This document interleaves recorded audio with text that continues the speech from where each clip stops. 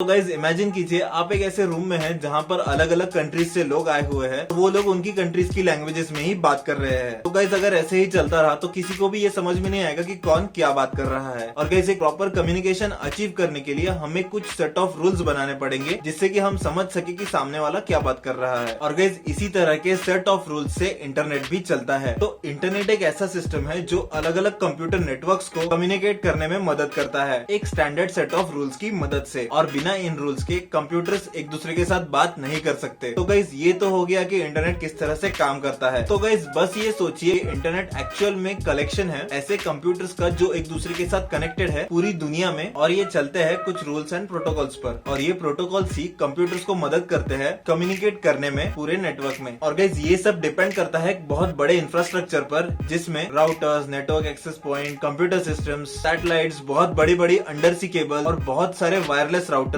जो मिलकर सिग्नल को ट्रांसमिट करते हैं कंप्यूटर्स के बीच, और इन सबको मिलाकर बनता है एक नेटवर्क। इंटरनेट एक कम्प्लीटली ग्लोबल सिस्टम है और इसमें जो अंडर सी केबल्स होती है ये पूरी दुनिया में बिछी हुई है, फिर चाहे वो ओशियंस क्रॉस करने हो या फिर किसी कंट्री की बॉर्डर क्रॉस करनी हो, ये केबल एग्जिस्ट करती है। और ये केबल हमें दिखाई नहीं देती, लेकिन गाइस इन्हीं केबल्स की वजह से हम एक दूसरे के साथ और पूरी दुनिया से जुड़े हुए हैं। और गाइस ये केबल्स सबसे दूर दराज में रहने वाली कम्युनिटीज को भी पूरी दुनिया के साथ जोड़ती है। और गाइस इंटरनेट ऑलरेडी इतना बड़ा होने के बावजूद भी हर रोज थोड़ा थोड़ा ग्रो हो रहा है। गाइस हर रोज लाखों कंप्यूटर्स इंटरनेट से कनेक्ट हो रहे हैं, और गाइस काफी सारी कंपनीज उन कंट्रीज को भी इंटरनेट से कनेक्ट करने की कोशिश कर रही है जिनमें अभी तक इंटरनेट कनेक्शन नहीं था। गाइस एक इंटरनेट काफी बड़ा सिस्टम है, लेकिन गाइस ये बनता है काफी सारे छोटे छोटे सिस्टम्स को मिलाकर। तो गाइस अगर इंटरनेट इतना बड़ा सिस्टम है तो इसे ओन कौन करता है? क्या इसे कोई कंपनी ओन करती है, या फिर कोई कंट्री, या फिर इसे एक सिंगल इंसान ओन करता है? तो गाइस आज की वीडियो में हम इसी बारे में बात करने वाले हैं कि इंटरनेट को आखिर कौन ओन करता है। तो हेलो गाइस, मेरा नाम है ऋषिकेश और ऋषिस रिव्यू के नए वीडियो में आप सबका स्वागत है। और गाइस आज की वीडियो में हम इसी बात का जवाब ढूंढने की कोशिश करेंगे कि इंटरनेट को आखिर कौन ओन करता है। So guys without wasting any time let's get started the video. तो गाइस इंटरनेट को कौन ओन करता है, इस सवाल के दो जवाब है। सबसे पहला है कि कोई नहीं, और दूसरा है काफी सारे लोग। गाइस अगर आप इंटरनेट को एक कंपनी की तरह देखते हो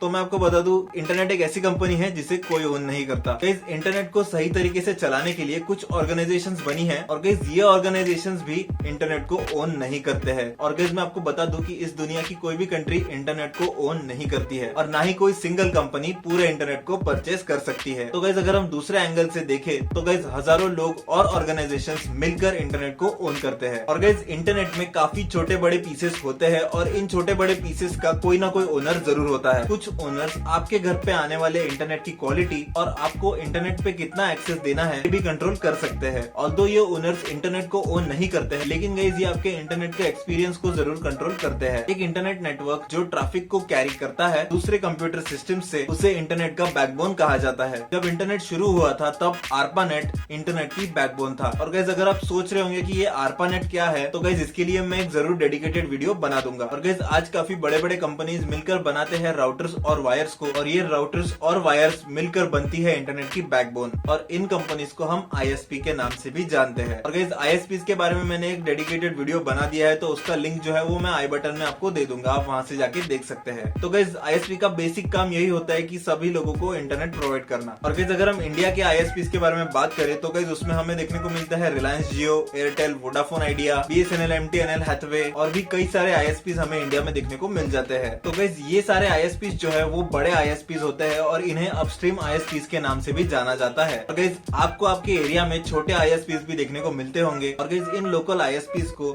इंटरनेट प्रोवाइड करने के लिए अपस्ट्रीम ISPs से परमिशन लेनी होती है। इंटरनेट की बैकबोन का एक और पार्ट होता है जो कि है इंटरनेट एक्सचेंज पॉइंट्स, यानी कि IXP। ये IXPs फिजिकल कनेक्शंस होते हैं नेटवर्क के बीच में जो डेटा एक्सचेंज को अलाउ करते हैं। For example Jio, Airtel, Vodafone idea, ये सारे इंटरनेट बैकबोन का ही एक पार्ट है। और गाइस ये सारी कंपनीज जो है वो एक कंपनी नहीं है, अलग अलग कंपनीज है, हम सब जानते हैं। लेकिन गाइस इंटरनेट एक ऐसा सिस्टम है जो अलग अलग होकर काम नहीं कर सकता है, और यहीं पर काम में आता है एक IXP। तो गाइस ये कंपनीज कोई भी बेसिक इंटरनेट सर्विस प्रोवाइड करती है वो सारी इन IXPs के ही थ्रू जाती है, भले ही वो कोई भी कंपनी हो, उसके इंटरनेट सर्विस एक IXP के ही थ्रू जाएगी। गाइस एक IXP को काफी सारी कंपनीज और नॉन प्रॉफिट ऑर्गेनाइजेशंस मिलकर चलाते हैं, लेकिन इनका भी कोई प्रॉपर ओनर नहीं होता है। और गाइस जैसा कि मैंने आपको पहले ही बताया कि इंटरनेट काम करता है कुछ रूल्स एंड प्रोटोकॉल्स पर, और उन रूल्स एंड प्रोटोकॉल्स के बिना इंटरनेट काम नहीं कर सकता। और गाइस बिना इन प्रोटोकॉल्स के कोई गारंटी नहीं है कि डेटा किसी एक कंप्यूटर से दूसरे कंप्यूटर तक पहुंच पाएगा, या फिर अगर डेटा पहुंच भी गया तो दूसरा कंप्यूटर उस डेटा को रीड कर पाएगा या नहीं, इसकी पॉसिबिलिटी बहुत ज्यादा कम हो जाती है। इन्हीं प्रोटोकॉल्स को सिक्योर रखने के लिए इन्हें हमेशा बदलते रहना पड़ता है। इसका मतलब इन प्रोटोकॉल्स का कोई ना कोई तो इंचार्ज जरूर होगा। और गाइस इन प्रोटोकॉल्स का इंचार्ज कोई एक इंसान नहीं है कि इन प्रोटोकॉल्स को काफी सारे ऑर्गेनाइजेशंस मिलकर हैंडल करती है। और इन ऑर्गेनाइजेशंस में सबसे पहली ऑर्गेनाइजेशन है द इंटरनेट सोसाइटी। और गाइस इंटरनेट सोसाइटी एक नॉन प्रॉफिट ऑर्गेनाइजेशन है जो डेवलप करती है इंटरनेट स्टैंडर्ड्स और पॉलिसीज को। दूसरा है इंटरनेट इंजीनियरिंग टास्क फोर्स यानी कि IETF। ये टास्क फोर्स इंटरनेट सिक्योरिटी पे ज्यादा ध्यान देती है। तीसरा ऑर्गेनाइजेशन है द इंटरनेट आर्किटेक्चर बोर्ड या फिर IAB। और गाइस इनका काम होता है सुपरवाइज करना इंटरनेट स्टैंडर्ड्स और प्रोटोकॉल्स को। गाइस चौथी ऑर्गेनाइजेशन है the internet corporation for assign name and numbers यानी कि ICANN। और गाइस ICANN मैनेज करता है इंटरनेट के डोमेन नेम सिस्टम को। गाइस अब आप सोच रहे होंगे कि ये डोमेन नेम क्या होता है, तो गाइस जिन लोगों को डोमेन नेम सिस्टम क्या होता है इसके बारे में कोई नॉलेज नहीं है, उन लोगों को मैं एकदम इजी लैंग्वेज में बता देता हूँ। तो गाइस अगर आप अपने ब्राउजर से फेसबुक एक्सेस करना चाहते हैं तो आप अपने गूगल सर्च में फेसबुक डालेंगे। फेसबुक एक डोमेन नेम है